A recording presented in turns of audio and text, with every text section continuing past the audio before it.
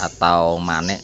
Jadi dia mempunyai satu lubang, di mana satu lubang ini adalah pencapaian. Jadi kita nggak terjebak oleh arah, semua arah itu baik menurut bagi kita, karena semua tergantung. Orang-orang Jawa itu nilai tertinggi adalah ketika 11 batang itu juga mempunyai filosofi tersendiri bagi orang-orang Jawa atau karena kami generasi muda di sini bisa belajar dari simbol-simbol tersebut dalam mengenal dari sebuah budaya ataupun sejarah-sejarah yang setelah kita berkeliling melihat-lihat dari situasi petilasannya, jadi kita mulai masuk ke ranah dari Sanggar Pamujan, di mana tempat ini sebagai inti dari tempat dari petilasan Sri Aji Joyoboyo, dan banyak filosofi-filosofi yang tinggi di sini. Dan mari kita lihat ke atas, itu posisi dari petilasan Sri Aji Joyoboyo.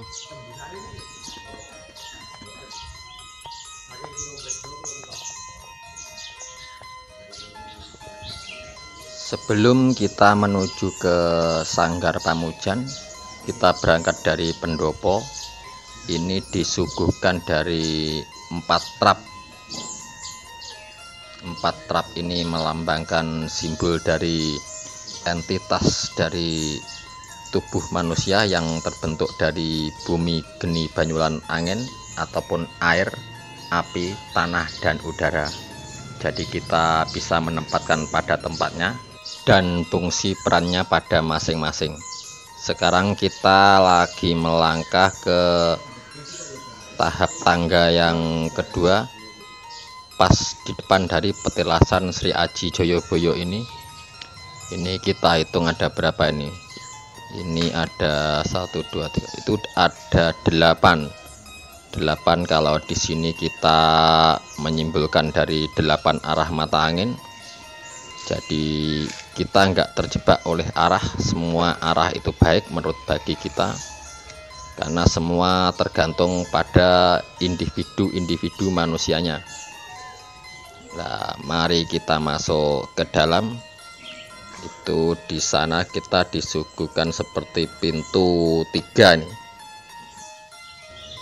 Dan pintu 3 ini adalah mewakili dari 3 alam dari manusianya, yaitu ini simbol dari bahwa leluhur yang di sini udah mengalami dari 3 alam, yaitu yang pertama itu adalah alam kandungan, di mana semua manusia itu dikandung oleh seorang ibu. Dan yang kedua ini adalah alam dunia. Kita hidup di dunia. Dan yang terakhir ini adalah alam dari alam kasukman atau alam kematian. Jadi alam setelah kehidupan. Jadi inilah simbolnya. Jadi leluhur yang di sini itu menandakan bahwa leluhur sini udah mengalami 3 alam. Setelah kita masuk, di sini adalah tempat untuk berdoa atau memohon sesuai dengan kepentingannya masing-masing. Dan ini adalah bentuk dari bangunannya. Ini pun juga ada pagar di sampingnya tertata rapi nih. Jumlahnya juga banyak banget.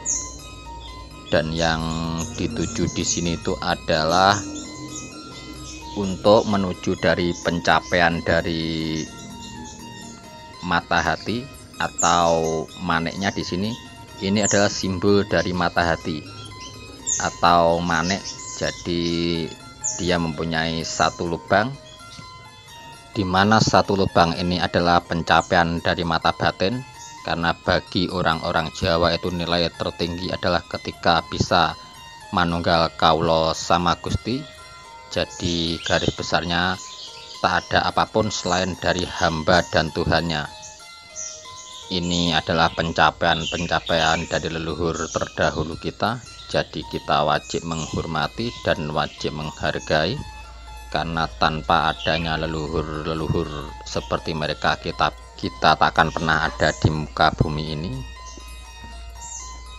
Dan terima kasih kepada pendahulu-pendahulu kita atau leluhur-leluhur kita yang sudah menyimpulkan hal-hal seperti ini. Jadi kita sebagai generasi muda, kita lebih paham akan dari makna petilasan ini yang sesungguhnya. Dan di sini tempatnya juga sangat rindang. Ini pohon-pohonnya tumbuh subur. Ini kalau dipandang dari samping kiri dan kanan sama, ini posisi maniknya di tengah-tengah. Jadi setelah ini kita turun lagi, kita berkeliling melihat dari sisi luar dari petilasan Sri Aji Joyoboyo. Dan mari kita berkeliling. Ini yang kemarin kita lihat, ini adalah Loka Busana, terletak di sebelah kirinya dari Sanggar Pamujan atau yang tengah itu. Dan inilah itu pagar-pagarnya itu memiliki garis 11 itu, tadi 11 batang itu juga mempunyai filosofi tersendiri bagi orang-orang Jawa atau pendahulu kita. Jadi 11 itu diambil dari kata-kata Jawa itu adalah 11, jadi itu pemaparannya atau pengatanya biar dapat kawelasan atau belas kasihan dari sang pembuat hidup dalam untuk menjalani hidup di dunia ini. Jadi inilah makna filosofi terdalamnya. Dan ini kita berkeliling ini dari arah utara, di mana letaknya di sini pas tepat di bawah dari pohon adem ati yang kita bahas kemarin nih. Ini sampai melingkar sampai menuju yang sebelah ini, menuju ke arah baratnya dari petilasan Sri Aji Joyoboyo. Inilah kita mengupas dari petilasan Sri Aji Joyoboyo dan sangat menghormati dari karya-karya leluhur kita dalam memakai simbol-simbol yang berada di bangunan di petilasan Sri Aji Joyoboyo ini. Karena kami generasi muda di sini bisa belajar dari simbol-simbol tersebut dalam mengenal dari sebuah budaya ataupun sejarah-sejarah yang berada di tanah Jawa ini. Jadi terima kasih, dan semua konsep ini kita kembalikan pada kepercayaan kita masing-masing.